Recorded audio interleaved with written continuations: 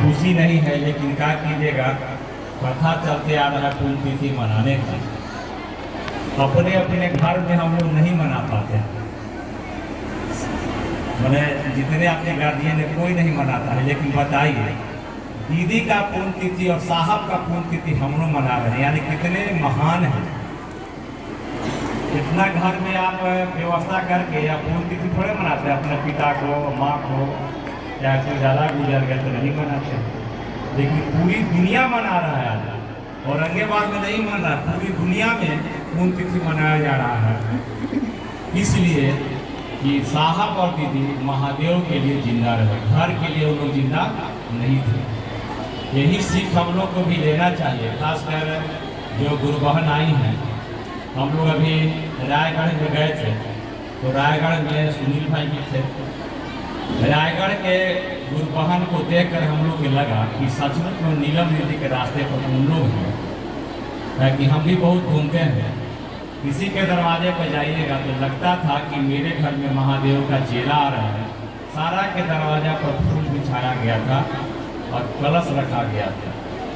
हम ही नहीं कह रहे कि आप रखिए, लेकिन कलिया ना बिछाना राहो में दिल बिछाने वाले हैं। धरती पर बहुत से साधु आए, लेकिन पीरू मुलर बोले हैं कि लोग मंदिर में पूजा क्यों करने जाते हैं। सबसे अच्छा है कि जो महादेव के काम में लगे रहते हैं उन्हीं को खिलाओ। पीरू मुलर जैसे संत धरती पर बोलते गए हैं। हम लोग को भी चाहिए कि अभी डॉक्टर साहब बोले कि एक शिवशिष बनाइए, सबको काम मिला है, सारे लोग को मिला है। लेकिन मान लिया जाए कि कोई घर से चला होगा, बारिश हो गया तो कहाँ बनाएंगे। आज बारिश भी बहुत हुई है और लगता है मौसम भी ठीक नहीं है। तो दीदी जो थी, बहुत कहना नहीं है, लेकिन दीदी थी, उनके जीवन में सारा चमत्कार साहब के साथ हुआ। जितना भी चमत्कार हुआ है, साहब यहाँ तक किताब में लिखे हैं, आप पढ़िएगा। साहब इस जगह टूट जाते हैं, टूटना का मतलब हारते हैं कि हम जब शिव को गुरु बनाए हैं तभी प्रेत हमारे घर में ढेला फेंकता है, ये तो ठीक नहीं है। अंत में साहब महादेव का तस्वीर रख दी और प्रेत से कहे मारो, तो मार के फोड़ दिया।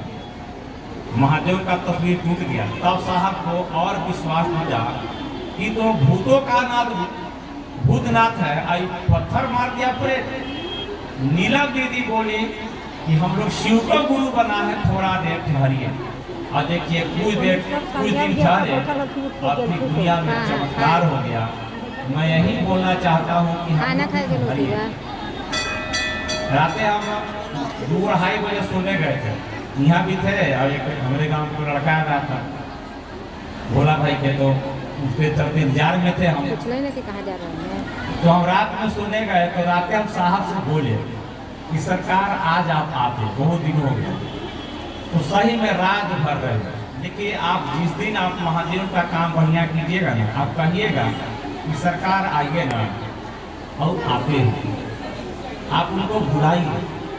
मैं इसलिए बुलाने के लिए कह रहा हूँ कि जब साहब दीदी आपके जीवन में नहीं आएंगे तो पूरा जीवन बेकार है। हम लोग में बदलाव हुआ कि नहीं? सारे लोगों में बदलाव हुआ। शुरुआत के दौर में सब कोई घर के लिए खाली दया मांगा, ये काम के लिए दया मांगा, वो काम के लिए दया मांगा। अब जो शिव के शिष्य जो है, अब महादेव के काम बढ़ाने के लिए महादेव से दया मांग रहे हैं। देखिए, बदलाव तो आ रहा है धीरे धीरे।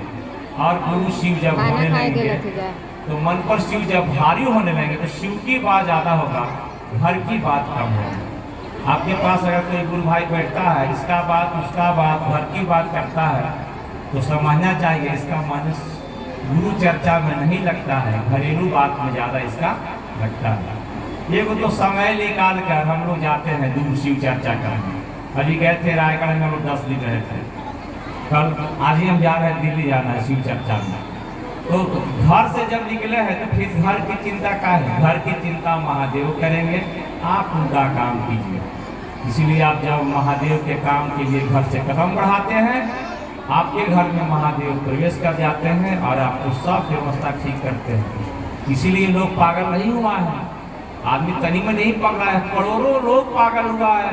रोज महादेव महादेव करता है, उसके पीछे उसको न धन मिलता है न उसको भोजन मिलता है, अपना घर से जाता है पैसा लगाकर, शिव की बात करता है।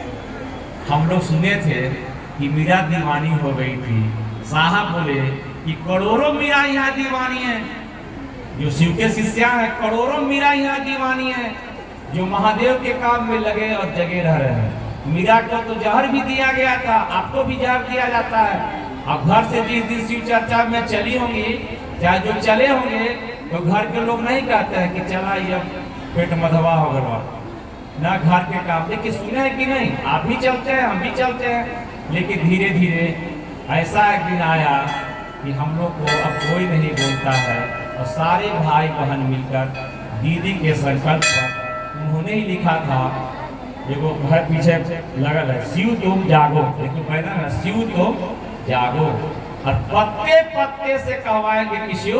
देखिए दीदी का स्लोगन था कि शिव तुम जागो, और साहब बोले हैं ना कि शिष्टा इतना दूरी तक चढ़ा लीजिए, इतना दूरी तक चढ़ा लीजिए।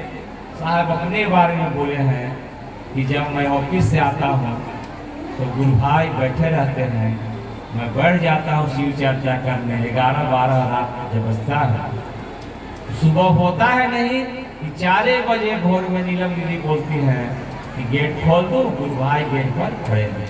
देखिए शिष्टा इतना जगह है कि साहब बोले, लेकिन रांची में बोल रहे थे कि हम जब से शिव को गुरु बनाए हैं बाबू, जब से चले हैं तो बढ़िया से खाना नहीं खाया, बढ़िया से सोए में। साहब का लाइन है, हम लोग भी अनुभूत करते हैं, जो शिव की बात करने चलता है, हम लोग तो देखते हैं कभी कभी 3 घंटा रात में सोते हैं, और 3 घंटा भी सो के लगता है ना कि बहुत अच्छा शरीर है, और 8 घंटा भी सोइए और शिव की बात नहीं करिए तो शरीर में दर्द होगा, चिल्लाइएगा इन्हें दर्द है उन्हें दर्द है, चिल्लाते हैं कि नहीं चिल्लाते हैं। तो शिव की बात करने में आपके साथ शिव और साहब और दीदी रहते हैं, हम लोग अनुभूत करते हैं, आप भी किए हैं तभी यहाँ पर आए हैं। नीलम दीदी के बारे में सारा किताब में साहब कहानी लिख दिए हैं, आप पढ़िएगा।